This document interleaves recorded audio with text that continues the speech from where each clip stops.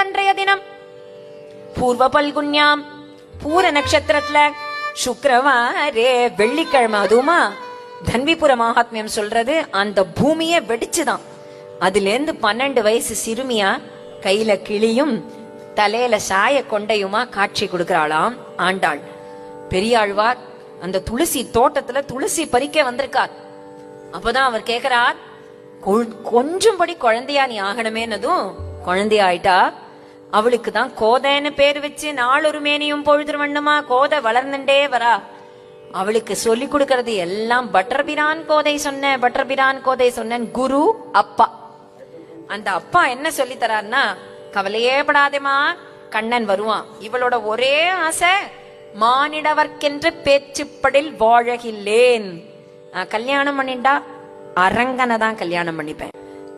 இவர் சொல்றார் பெரியாழ்வார், மார்கழி மாதம் 30 நாளும் தப்பாம நீ நோன்பு நூத்தா கண்ணன் வருவாம்மா, நீ கவலைப்படாதே அப்படின்னதும் அவளுக்கு தோணித்து. 30 நாள் ஆயிடுத்து. அப்போ இன்னும் பெருமாள் வரலையேன்னதும் மாலை மாத்திக்கிறது தானே. இது என்ன ஒரு சிம்பிள் கல்யாணம்னா மாலை மாத்திக்கிறது. இன்னைக்கு பெரிய மாலை நம்ம வடபத்திர சாயிக்கு கட்டுவோமே, நம்மளே கழுத்துல சூடி கொடுத்த சுடற்கொடியா நம்ம பெருமாளுக்கு அனுப்பிச்சுடுவோம்.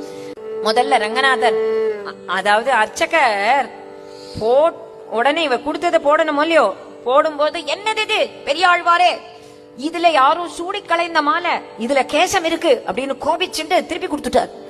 பெரியாழ்வார் அப்பதான் நினைச்சிருந்தார், ஓஹோ நம்ம குழந்தை நம்ம பெண் தான் ஏதோ விளையாடி இருக்கான். ரொம்ப கோபம். கோதை பிடி உன் மாலையன் தூக்கி எரிஞ்சார். அந்த மாலைய நீ சூடி கலைந்த மாலைய போட்டுப்பாரா அப்படின்னு சொல்லிட்டு புதுசா மாலைய கட்டின்னு கொடுத்தா, அந்த பெருமாளே அர்ச்சக முக்கேன கோதை சூடி கலைந்த மாலைய குடு அப்படின்னதும் அவளுக்கு எப்படி இருந்திருக்கும்.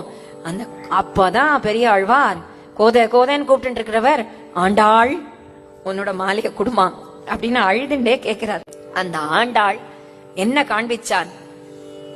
பாசுரம் பாடுறதோட நாச்சியார் திருமொழி நிறைய பாடியிருக்கா, 143 பாசுரங்கள், திருப்பாவே 30 பாடியிருக்கா. அவ காண்பிக்கிறது என்னன்னா, மனசால நீ ரங்கன நீ அவன் வரணும்னு நினை. ரங்கன்கிறவன் வெளியில படுத்துட்டு இருக்கல, ரங்கன்கிறவன் வெளியில இல்ல, அவன் அந்த ரங்கன். அந்த ரங்கன் அந்த ரங்கன் சொந்த ரங்கன், நமக்கு சொந்தமான ரங்கன். கூப்பிட்டா வருவானா? கூப்பிட்டா வருவான். கல்யாணம் பண்ணிப்பானா? கல்யாணம் பண்ணிப்பான். நீ என்ன ஆசைப்படுறியோ அதை செய்வான். ஆனா நீ ஆசைப்படு. அதுதான் நமக்கு தாயார் காண்பிச்சு கொடுக்கறா. அம்மாவா அந்த ஆண்டாள் அம்மா, ஆண்டாள் அம்மா ஆண்டாள் அம்மான்னு உலகமே உயிரை கொடுக்கறதுனா என்னன்னா, ரங்கமன்னார வரவழைச்சு காண்பிச்சாலே ஸ்ரீவில்லிபுத்தூருக்கு. நம்மளுடைய பெரிய பாக்கியம் தமிழ்நாட்டுல அங்க ரங்கமன்னார் ஸ்ரீவில்லிபுத்தூருக்கே வந்து என்னென்ன நினைச்சாலும் மனசுல அப்படியே அவளுடைய கைய பற்றி மாலையே இப்ப அர்ச்சா திருமேனியா தானே மாற்றின்றார். இப்போ நேரையே வந்து மாலை மாற்றினாள் கோதை, மாலை சாற்றினாள், மாலை சாற்றி